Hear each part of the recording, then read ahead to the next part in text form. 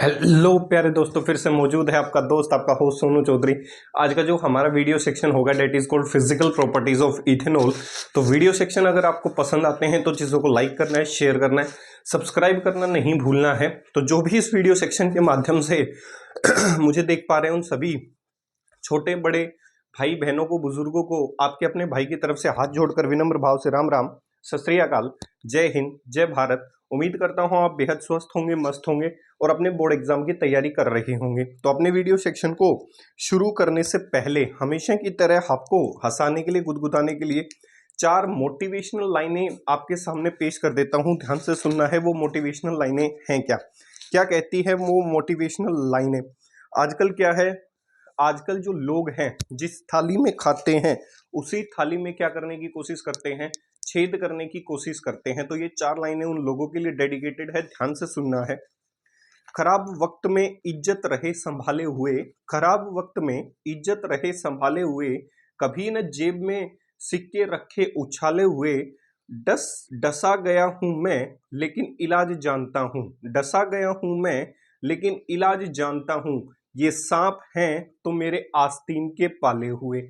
तो उम्मीद करता हूं ये चार लाइनें बेहद पसंद आई होगी। आजकल जो इंसान है वो आस्तीन का सांप हो चुका है। तो एक छोटा सा मैसेज कि आप अपने जीवन में सिर्फ मेहनत करते हुए नजर आए, ना कि किसी को डसने का काम करते हुए नजर आए जो आजकल के लोग करते हैं। तो ये चार लाइनें उन लोगों के लिए। ठीक है, अपने वीडियो सेक्शन को शुरू करते हैं जिस काम के लिए हम पहुंचे हैं यहां। ध्यान से सुनना है। सबसे पहले आता है डेट इज फिजिकल प्रॉपर्टीज। सही है, आपकी फिजिकल प्रॉपर्टीज पढ़नी है हमें। Physical properties of ethanol, physical properties of ethanol. Ethanol की फिजिकल प्रॉपर्टीज कल भी बताया था, फॉर्मूला इथेनॉल CH3CH2OH। सबसे पहले आता है क्वेश्चन फिजिकल स्टेट के ऊपर। सही है, फिजिकल स्टेट मतलब उसकी भौतिक अवस्था। जैसे लोगों की फिजिकल स्टेट होती है, कैसे दिखते हैं, कोई पतला दिखता है, कोई मोटा दिखता है, that is called physical state. ऐसे ही अल्कोहल की फिजिकल स्टेट आपसे पूछ सकता है कि ये किस अवस्था के अंदर एग्जिस्ट करना पसंद करता है। तो ध्यान से देखना है आपकी जो फिजिकल स्टेट है। Alcohol is usually exist in liquid state. ध्यान रखना है, is usually exist in liquid state at room temperature. ये आप सभी को पता होगा। जो अल्कोहल है वो फिजिकल स्टेट उसकी कैसी होती है, लिक्विड होती है। वो रूम टेम्परेचर पे तरल अवस्था में एग्जिस्ट करना क्या करता है मेरे भाई, पसंद करता है। यहां तक चीजें क्लियर हो गई होगी भाई। सभी ने शराब देखी होगी, दारू देखी होगी, कह सकता हूं। उस दारू या शराब की बात की जाए तो देखने में कैसी होती है मेरे भाई, कैसी होती है, लिक्विड होती है जब आप रूम टेम्परेचर की बात करते हुए नजर आएंगे। दूसरा, फिजिकल स्टेट के साथ साथ उसका क्या पूछा जाता है, टेस्ट। दूसरी जो प्रॉपर्टी आती है डेट इज ए टेस्ट। भाई फिजिकल स्टेट हो गई, ठीक है, कहानी समझ में आई। टेस्ट कैसा होता है, तो आपकी जो अल्कोहल होती है, alcohol is a colourless liquid along with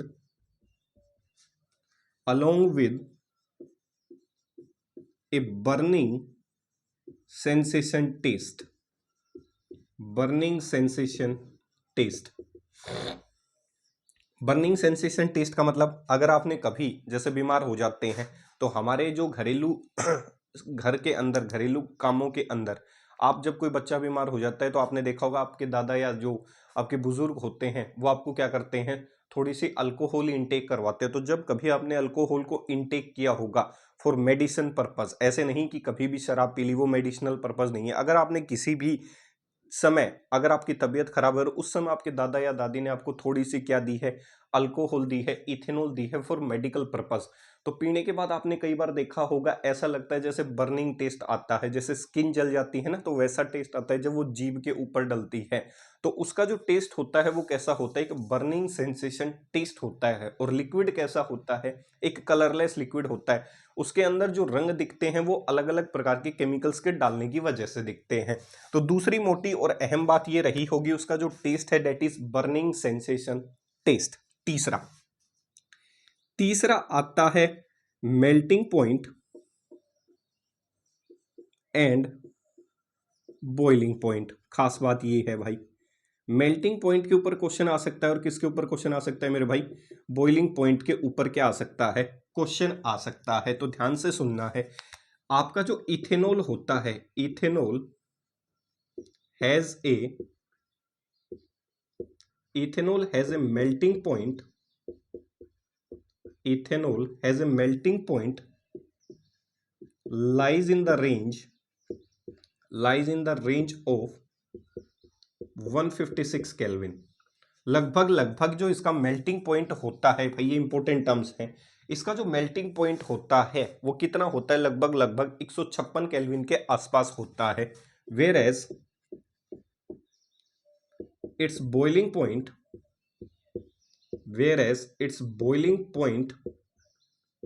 lies in the range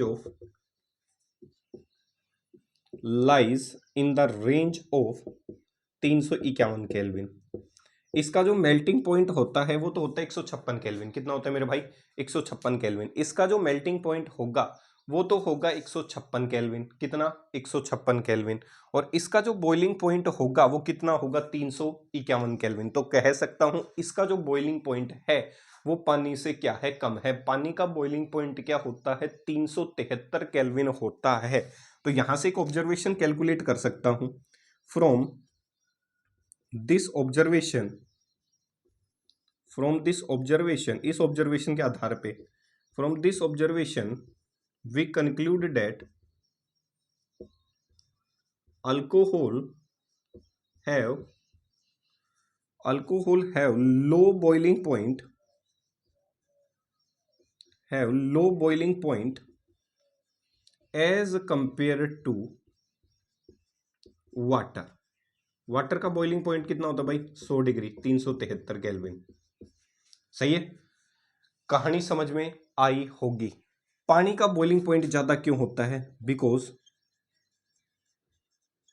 water have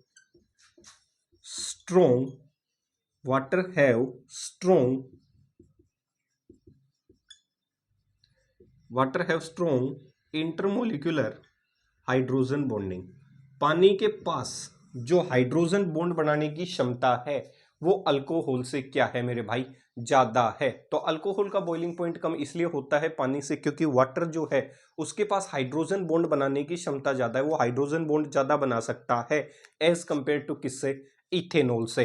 तो हाइड्रोजन बॉन्ड जब आप हायर सेक्शंस में पहुंचोगे तो वहां डिस्कस करते हुए नजर आएंगे डिटेल के अंदर। तो फिलहाल आपको ये चीजें ध्यान रखनी है, अल्कोहल का जो बॉइलिंग पॉइंट है वो क्या होता है, कम होता है पानी से, क्योंकि अल्कोहल की जो इंटरमोलिकुलर फोर्सेस जो है हाइड्रोजन बॉन्डिंग की, वो कमजोर पड़ जाती हैं किसके सामने, वाटर की जो हाइड्रोजन बॉन्डिंग की स्ट्रेंथ है उसके सामने।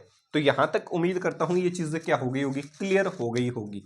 अगली जो टर्म आती है इसके अंदर, that is called as solubility. इस सोल्यूबिलिटी टर्म से आगे बढ़ने से पहले कुछ एक बेसिक चीजें बता देता हूं।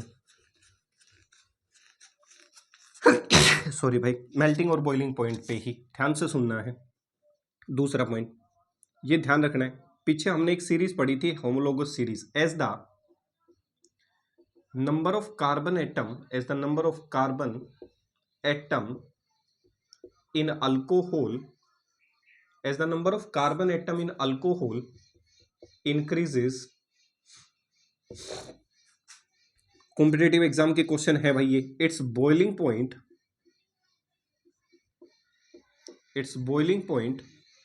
also increases due to increase in molecular mass of molecule and increase in size of molecule। देखो भाई ध्यान से, आपको एक चीज बता देता हूं, ये कहीं रिलेशन लिख लेना।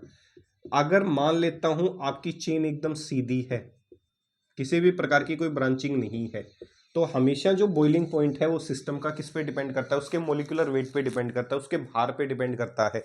जैसे जैसे मोलिकुलर वेट बढ़ता हुआ चला जाएगा वैसे वैसे उसका बॉइलिंग पॉइंट भी सिस्टम का क्या करता हुआ चला जाएगा, इंक्रीज करता हुआ चला जाएगा। ये ध्यान रखना है, बड़ा ही इंपॉर्टेंट क्वेश्चन है।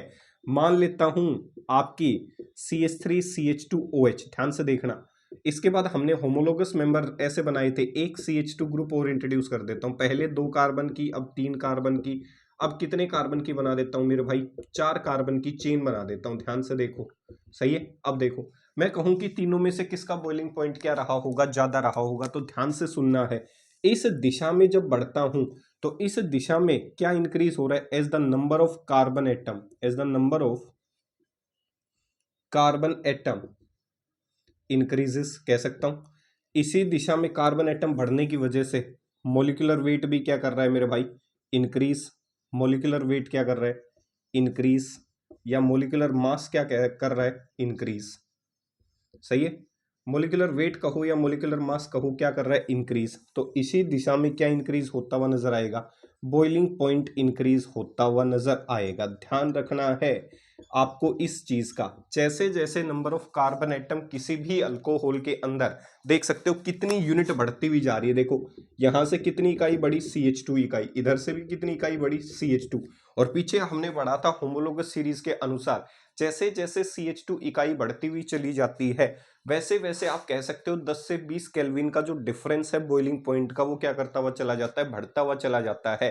तो जैसे जैसे कार्बन की संख्या बढ़ती हुई जाएगी मेरे भाई, वैसे वैसे उसका मोलिकुलर वेट बढ़ेगा, और जैसे जैसे मोलिकुलर वेट बढ़ेगा वैसे वैसे उसका क्या बढ़ता हुआ नजर आएगा, बॉइलिंग पॉइंट बढ़ता हुआ नजर आएगा। ये इंपॉर्टेंट चीज है, इस चीज को ध्यान रखना। चेन कैसी होनी चाहिए, स्ट्रेट चेन होनी चाहिए, यहां तक किसी प्रकार की कोई दिक्कत नहीं होनी चाहिए मेरे भाई। सही है। इसके बाद तीसरा जो पॉइंट आता है, तीसरा पॉइंट कहता है, आपको एक टर्म पढ़ाई थी आइसोमर्स, याद होंगे। तो आइसोमर्स क्या होते हैं, आइसोमर्स वो स्पीसीज होती हैं जिनका मोलिकुलर फॉर्मूला तो क्या होता है, सेम होता है, which have same molecular formula, लेकिन उनकी स्ट्रक्चर्स क्या हो सकती है मेरे भाई, अलग अलग हो सकती है। तो इस चीज के ऊपर भी हम क्वेश्चन देख लेते हैं कि किस तरीके से क्वेश्चन आ सकता है।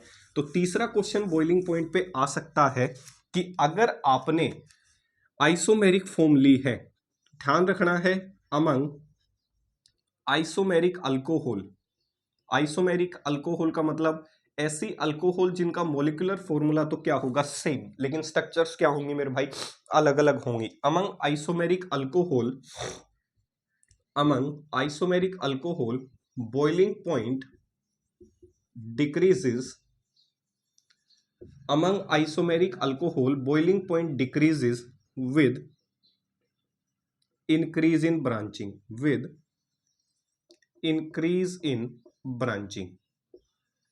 बॉइलिंग पॉइंट घट जाएगा जब जब किसी मॉलिक्यूल के अंदर क्या होती हुई नजर आएगी, ब्रांचिंग होती हुई नजर आएगी। ब्रांचिंग तब होगी जब वो आइसोमेरिक कंडीशन में, आइसोमर मतलब सेम मॉलिक्यूलर फॉर्मूला होगा, स्ट्रक्चर क्या होगी, डिफरेंट।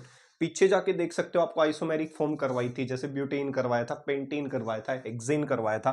तो वही आइसोमेरिक फॉर्म अब की बार हम किसके ऊपर अप्लाई कर देते हैं, अल्कोहल के ऊपर। तो मॉलिक्यूलर फॉर्मूला सेम होना चाहिए, लेकिन स्ट्रक्चर्स क्या होंगे मेरे भाई, अलग अलग होती हुई नजर आएंगी। जैसे मान लेता हूं ये कंपोजिशंस रही होंगी, सही है, मानने में क्या जा रहा है, सही है। आजकल लोग कुछ भी मान लेते हैं, किसी को गलत साबित करना हो तो वो भी मान लेते हैं। देखो ऐसे 1 2 3 4 5, ध्यान रखना है, सही है। इतनी चीज क्लियर हो गई होगी। अब देखो ध्यान से, इसको ऐसे बना सकता हूं, CH3 C CH3 CH3 CH2 OH, 1 2 3 4 5, 1 2 3 4 5, 1 2 3 4 5। Molecular formula तो क्या है, सेम, लेकिन स्ट्रक्चर्स क्या हैं, अलग अलग। तो इस दिशा में दिख रहा होगा, इस दिशा में क्या बढ़ती जा रही है, ब्रांचिंग बढ़ती जा रही है। और आपको एक चीज बता देता हूं, जब जब ब्रांचिंग, शाखाएं बढ़ती हुई चली जाती हैं तो उसका सरफेस एरिया क्या कर जाता है, घट जाता है। जैसे मान लो किसी व्यक्ति ने शुरू में थोड़ा कमाना शुरू किया, फिर धीरे धीरे जब उसकी शाखाएं बढ़ जाएंगी, पैसे ज्यादा कमाने लगेगा, तो उसके जो पैर हैं वो धरती से क्या हो जाएंगे, क्या हो जाएंगे, ऊपर उठना शुरू कर देंगे, जिसे आप क्या कहते हो, घमंड कहते हो, ईगो कहते हो। कुछ एक लोग होते हैं जो 24 घंटे सिर्फ पैसे की ही बात करते हैं, तो आपसे वो धरती से क्या हो जाएगा, ऊपर हो जाएगा। और ऊपर होते ही आपको पता है, धरती से अगर किसी के पांव ऊपर हो गए तो वो कैसा हो गया, अनस्टेबल, मतलब वो विनाश की तरफ बढ़ता हुआ जा रहा है। उसकी हर चीजें अब क्या करना शुरू करेंगी, घटना शुरू करेंगे। तो सरफेस एरिया घटने की वजह से उसका बॉइलिंग पॉइंट भी क्या कर जाएगा, डिक्रीज कर जाएगा। तो इस दिशा में कह सकता हूं, इस दिशा में ब्रांचिंग ऑफ मॉलिक्यूल, ब्रांचिंग किसमें, मॉलिक्यूल के अंदर, ब्रांचिंग इन मॉलिक्यूल इंक्रीजेस। इस दिशा में ब्रांचिंग क्या होगी, इंक्रीज, जिसकी वजह से branching in molecule increases due to this, इसकी वजह से क्या होगा, due to this surface area decreases. इसकी वजह से क्या घटेगा मेरे भाई, due to this surface area क्या करेगा, घटता हुआ नजर आएगा। और सरफेस एरिया घटने की वजह से क्या घट जाएगा, बॉइलिंग पॉइंट घट जाएगा। तो पीछे वाली जो चेन थी वो एकदम स्ट्रेट चेन थी, आइसोमेरिक फॉर्म नहीं थी। आइसोमेरिक फॉर्म में ब्रांचिंग के साथ सरफेस एरिया घटता है, सरफेस घटने की वजह से साइज कम हो जाती है, और साइज कम होने की वजह से उसका बॉइलिंग पॉइंट भी क्या कर जाएगा, डिक्रीज कर जाएगा।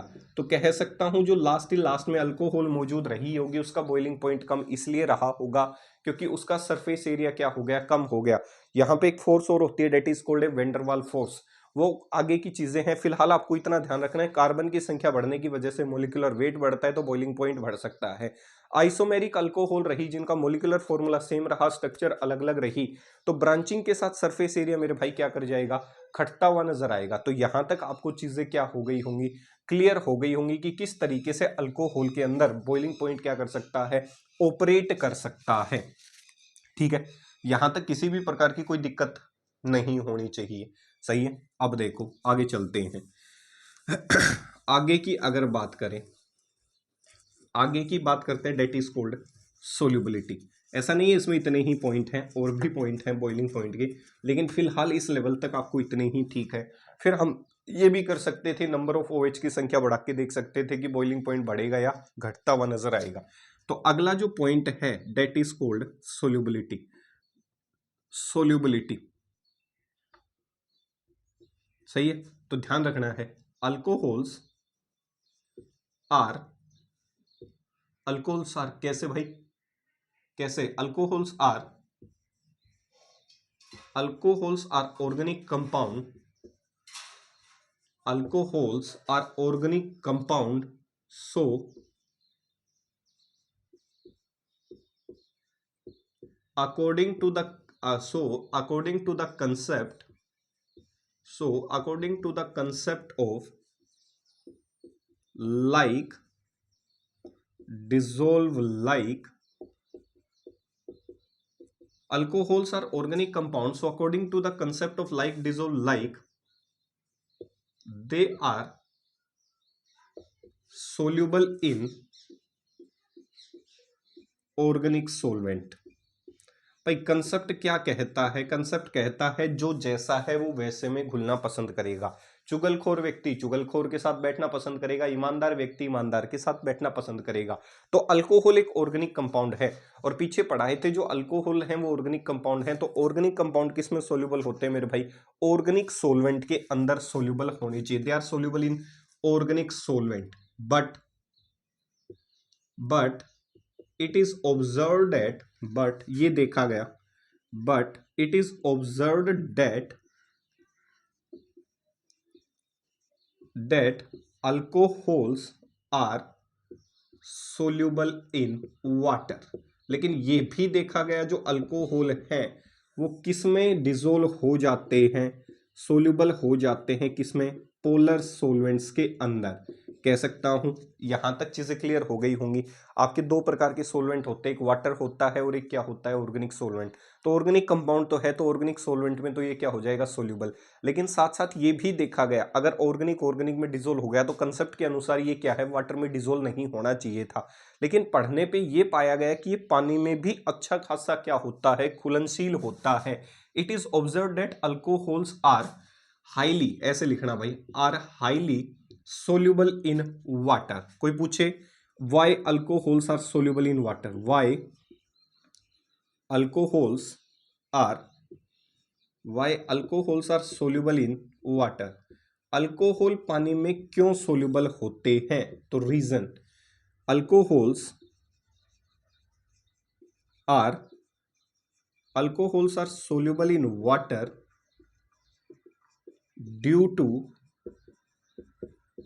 ड्यू टू इंटरमोलिकुलर, ये ध्यान रखना है, due to intermolecular hydrogen bonding. ये मेरे भाई बहुत इंपॉर्टेंट है। अल्कोहल पानी में इसलिए सोल्यूबल होते हैं, आपको अल्कोहल की स्ट्रक्चर दिखा देता हूँ, ROH, it is a alcohol. Alcohol पानी में इसलिए सोल्यूबल होते हैं क्योंकि वो पानी के साथ क्या बना सकते हैं मेरे भाई? हाइड्रोजन बॉन्डिंग बना सकते हैं। पानी के साथ क्या बना सकते हैं मेरे भाई?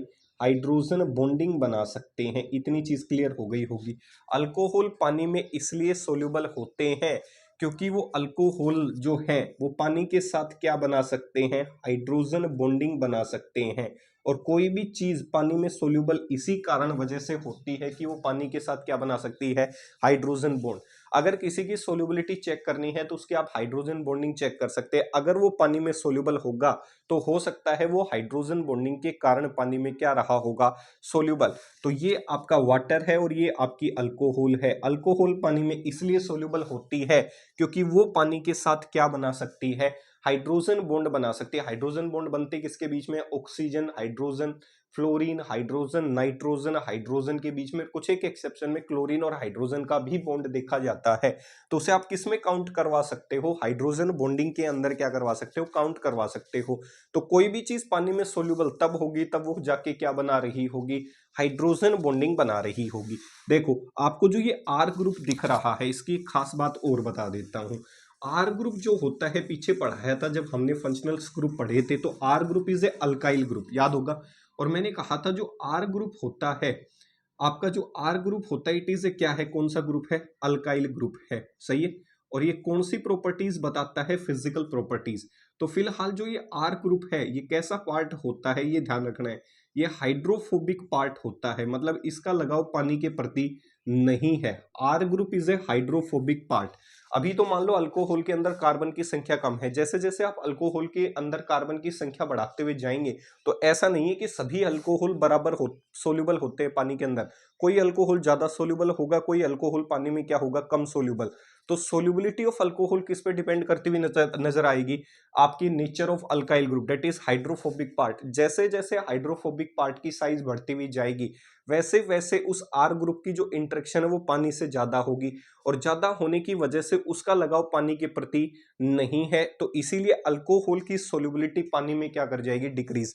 ध्यान रखना है, अगर हाइड्रोफोबिक पार्ट की साइज बढ़ गई तो हमेशा जीवन में सोल्यूबिलिटी घटेगी, और इससे ज्यादा कुछ ध्यान नहीं रखना है। तो जैसे अगला point, as the size of hydrophobic part, हमेशा ध्यान रखना भाई, मोस्ट इंपॉर्टेंट क्वेश्चन है। As the size of hydrophobic part, जिसे आपने क्या कहा? Alkyl group. As the size of hydrophobic part increases among alcohols, their solubility